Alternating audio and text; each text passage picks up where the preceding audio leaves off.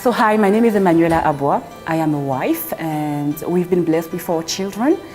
The first one has 7 years, a boy and a girl. And our third born is 2 years and our last born is 9 months.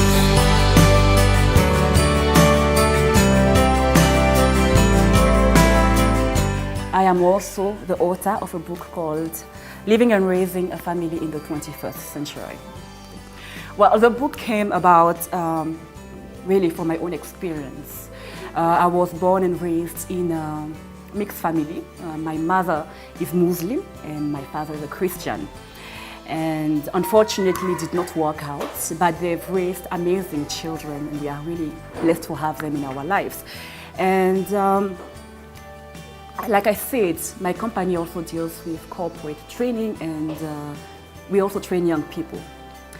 And one of the things that we noticed when I started mentoring and coaching young people is a disconnect between them and their family and the parents mostly.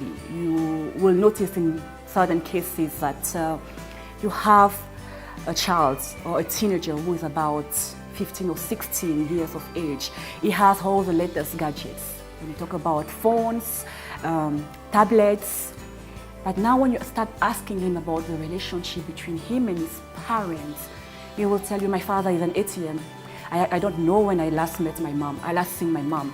So this made me write the book based on my experience with the people that I have been coaching and as well as my own experience as a mother, because it's not been easy having 4 kids and who are really close in terms of age. Yes. First of all, one of the things that was really important to me when I got married to my husband was to ensure that we have the same belief in terms of God. You know, we believe in one God and we would like to raise our children with God as a foundation. And so that's kind of put on the foundation for our family. And one of the things we do, we are really open as a family, where our kids can speak to us about everything, literally everything. And we have daily Bible reading with them. We also pray with them. Sometimes not all the time by family, as a family. Sometimes it's me and them. Other time it's with their father. And again, other time it's all of us. What we try to do is that we want to have a strong bond with them. Me and my kids, him and the kids. Because, you know, fathers travel a lot, and especially my husband, he travels a lot. So what we want to do is to reinforce that foundation and to ensure that we're able to communicate freely, which is very important. So everything that you read in the book is exactly what we do with our family. In the morning, well, unfortunately, we do not have the time to relate with them as much as we would like them to. And that is because, like I said, I still have a 9-month child. So waking up at 4 or 5 is not really my cup of tea these days.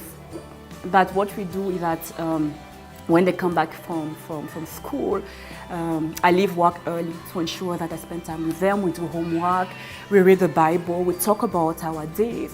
They have questions about life. You'll be amazed some of the things that they ask at 7 years already about the opposite sex, about Christianity in general, because in most cases they find themselves in very critical situations and at school. So they come back and give you those scenarios and ask you, what should I do and all. So communication is open, and of course we use the Bible as a foundation for everything. Yes.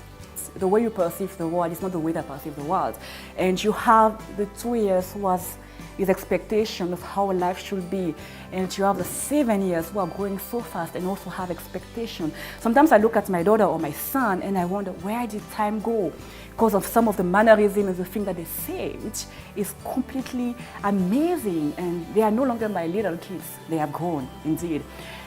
So the challenge that we face is about being able to balance that, first of all, which is really important, because you want to satisfy the need of the 2 years, the 9 months, and also of the 7 months, because now 7 years, sorry. You want to make sure they're your friends. Even though they know that you are mom and you are dad and you are tough and all, you also want to have that relationship with them. So putting that in mind sometimes can be very challenging, especially when you come back from work and you are extremely tired and you don't want to hear anything, and then they run to you and start, mommy, we've had this and this and this, and you have to pretend to listen. So that is one of the challenges that we have. The other one is also about the society. You know, when I got my first 7 years old, I knew how I wanted to raise them up. I wanted to raise them up with Christ. I wanted them to have a good foundation. So one of the things that actually we decided as a couple is that we will not listen to any secular song in the house. We will only be putting gospel songs. So one day my daughter comes back from school and she sings one of the songs of Sauti Soul. Do you love me, baby? I almost had a heart attack. Where did you learn that song? And she said, well, from a friend of mine. And then and there, it became really clear that you can try your best to really separate and kind of protect your kids. But reality is they are also part of the world. So this is also one of the challenges, because sometimes you don't know what they talk about outside there. So what we do, especially as a family, to solve that is to have an open relationship with them. That is key. That is really key. There is also the fact that we are both, my husband and I, we work, and the fact that we travel a lot as well. So we don't always spend as much time as we would want. So what we have done is to divide our trips. So if I am away, he will not travel. He will make sure that he's around and feel that gap that they have. And when he travels, then I am here. So through that, at least there is always a presence. It's not just being with the house help, but having a family member with them, yes. First and foremost, please don't let the school or your house help raise your kids. Be there for your kids. There is only a specific period of time, and then when they grow up, they will be out there. Don't wait until they become a teenager to be in their lives. You need to build a strong foundation, because if you miss that foundation, when they grow up, you have lost them. You really have lost them.